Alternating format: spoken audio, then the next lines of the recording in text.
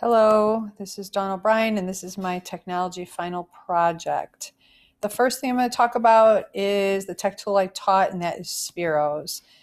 Spheros is an amazing little orbital robot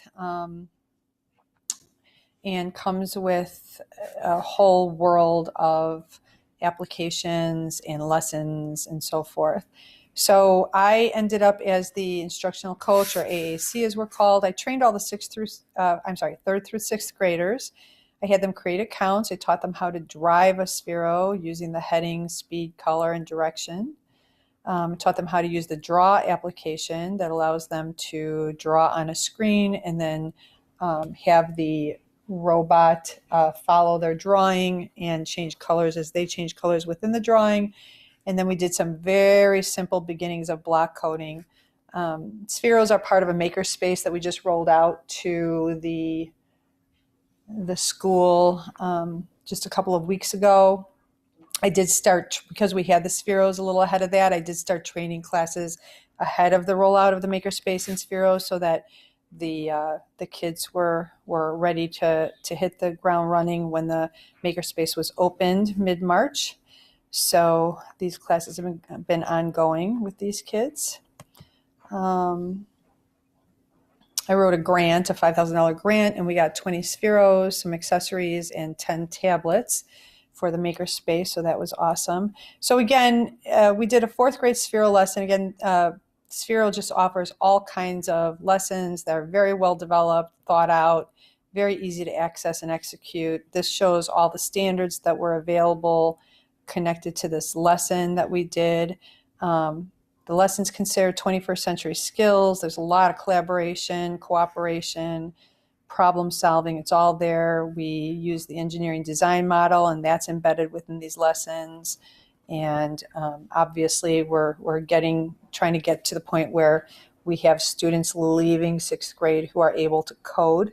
As we are teaching the block coding next year in our first full year of implementation to third graders, fourth, fifth, and sixth graders, our goal is to get to the point where those sixth graders are just very, very good at all of this.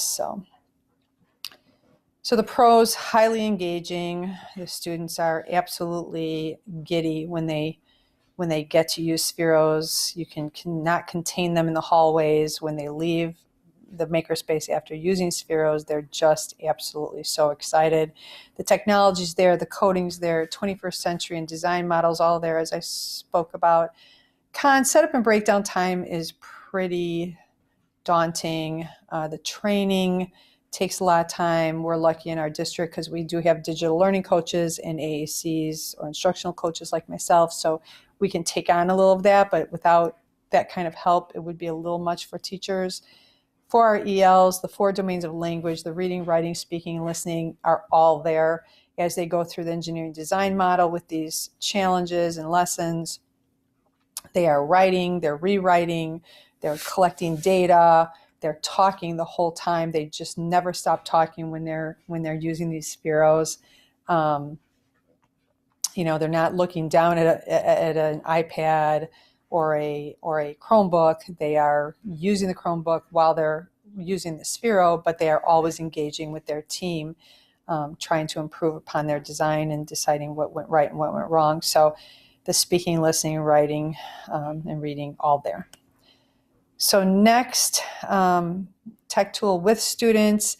I don't really have a class, so I used our math team, our fifth and sixth grade math team.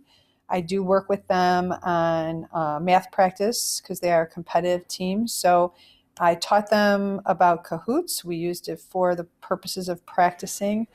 Taught them how to play Kahoots. We used the single player mode. We also used the team player mode. And then I taught them how to create Kahoots math tests. I explained to them that some of these were prepackaged and I just used them, and some of them I created myself. So we talked about how to write a good math question with 4 good answers, 1 right and 3 that are the result of a reasonable common mistake that might be made instead of 1 blaringly right and 3 blaringly wrong. I would say with Kahoots, the pros, again, almost all of these, engagement, ease of use. The pre-made tests are very easy for teachers to access. All subjects are there. It's super great for math. Con would be maybe not so great for some of the other subjects that aren't so geared to a short answer. For ELs, the writing component with the question writings there, I did have students, write these questions and answer banks in teams, and then they had to get signed off on by 2 other teams before they were submitted. So there was a lot of discussion and so forth. Also, Kahoots in team mode does offer team talk time. So when a question is proposed, they do give a blackout time of about 5-7 seconds where the team's supposed to discuss the answer before they can even weigh in. So that piece is embedded. Next of all, tech tool that I observed, we had our 3rd, 4th grade team of teachers who has multi-age 3rd and 4th grade use one of the teachers used Voki, and I worked with her a little bit in doing that. They were using the Illinois state standards that we use for 4th grade. 3rd and 4th both used them this year. They were presenting a wax museum that you can see here. And one of the classes, like I said, used Voki. So they went from everything as dressed as a character and speaking as that character, kind of like a traditional wax museum, to using the Voki application to be that character.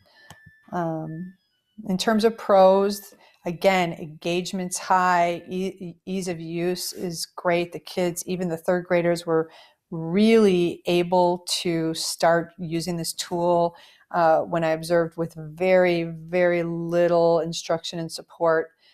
It is great for students who may be a little shy and don't want to present in front of class. It does appeal to all subjects. It gives kids the ability to get things just right for a presentation.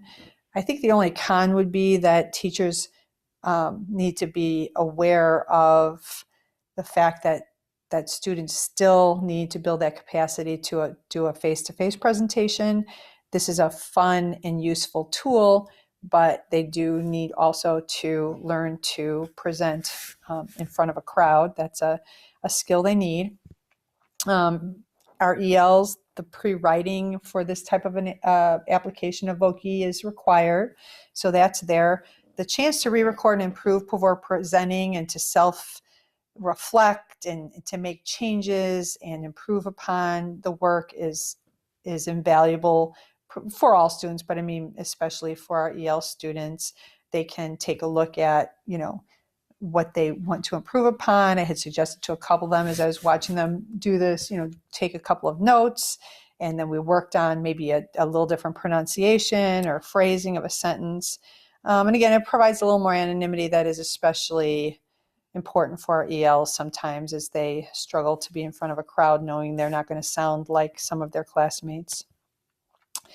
The last part of this would be the tech application, which I chose Grade Proof. This is something that students can get on their phone, probably a little more geared toward our older students, but it is basically a sentence-by-sentence immediate support for spelling and grammar, rewording, rephrasing. It also offers a plagiarism check, which probably isn't as important in the middle grades as it is as you go up in grade, but it's there. So this is what it looks like. I took these screenshots from my own phone. There is a guide. It will explain to you how it all works when you start. It will give you some samples of what happens and how the application works. So here is an example of a word that was spelled incorrectly. They give you what they think you're going for there first, and then maybe a couple of other alternates. And this is true of all 4 of these. They will guide you through how it works and then give you some examples to test it out. I thought it was very interesting. The rephrasing and rewording especially, they gave an option to choose a goal, so to speak. So if your goal was to use larger words, or maybe your goal was to use more words in your writing, it would guide you through that type of a rewrite for your piece. So I thought that was a great chance for the students to engage a little more on that. So Pro's available on the phone, very easy to use. Again, great for students who may need that little bit of extra support. Not every student is apt to go up to a teacher and ask for a very targeted feedback. So this is a way to get that without having to approach a teacher. Also good for when they're at home trying to write. Modeling of best practice in writing, always there. I guess, some people could say it could be used as a crutch, but I don't know. I don't think that that's really true, because the more students see better writing or see their own writing ramped up to be a little better, I just don't see how that's bad, especially for our English language learners. The vocabulary and language development is there, that modeling of constant best practice in writing, the chance to get immediate feedback and not wait till a teacher has graded your paper and you get it back 4 days later, kind of a thing. That's important.